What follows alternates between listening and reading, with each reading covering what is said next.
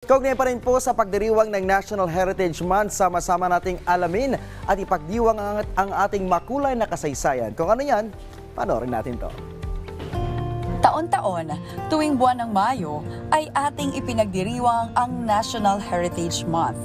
Alinsunod ito sa President Proclamation No. 439 kung saan nakasaad dito ang layunin na i-conserve at i-promote ang mga cultural at historical heritage ng Pilipinas. Layunin din ito na itaas ang kamalayan at hikayatin ng mga Pilipino na respetuhin, mahalin at protektahan ang mga tangible at intangible heritage ng ating bansa.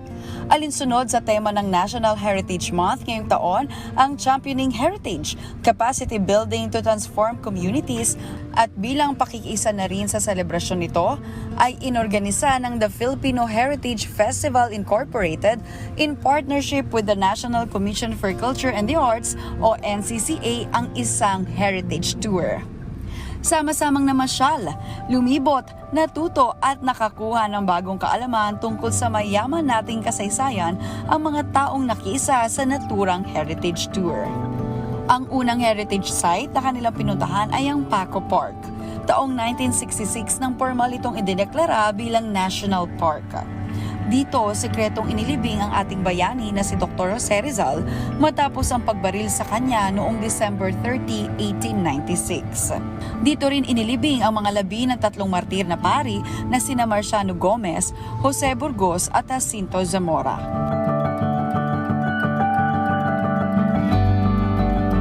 Sunod naman na kanilang nilibot ay ang Rizal Park, partikular na sa Pook kung saan binaril si Rizal at pati na rin ang pambansang bantayog ni Rizal na may titulong Moto Stella, na disenyo at gawa ng isang Swiso na si Richard Kisling. Being Heritage Month, I wanted to show the heritage sites of Manila, and then I wanted to give them a glimpse of the life of Jose Rizal, as well as the interesting tidbits that you can see all around the National Capital Region.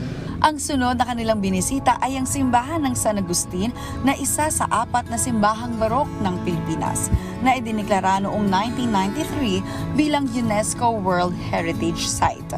Maliban sa simbahan ay nilibot rin nila ang San Agustin Museum kung saan makikita ang napakaraming mga antigong gamit ng simbahan. Isa rin sa kanilang pinuntahan ay ang Casa Manila, kung saan makikita ang mga kagamitan at uri ng pamumuhay na mayroon ng mga mayayamang Pilipino during the late Spanish colonial period.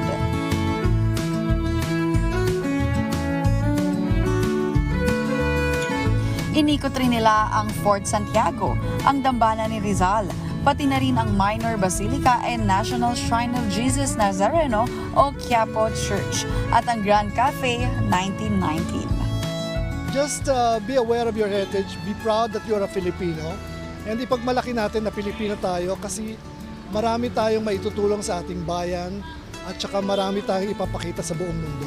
Please come and see Intramuros. There are very many new attractions now, and also there are a lot of places of interest, also a lot of dining experiences, as well as new sites and new museums that you can visit. Come to Intramuros, wag maging dayuhan sa sariling bayan. Sabi nga ni Gato Rizal, ang hindi marunong lumingon sa pinanggalingan ay hindi makakarating sa paroroonan. Kaya naman, ngayong National Heritage Month, tayo ay magbalik tanaw at alalahanin ang ating pinagmulan. Ating bisitahin ang mga lugar na may malaking impluwensya sa ating kasaysayan at identidad bilang isang Pilipino.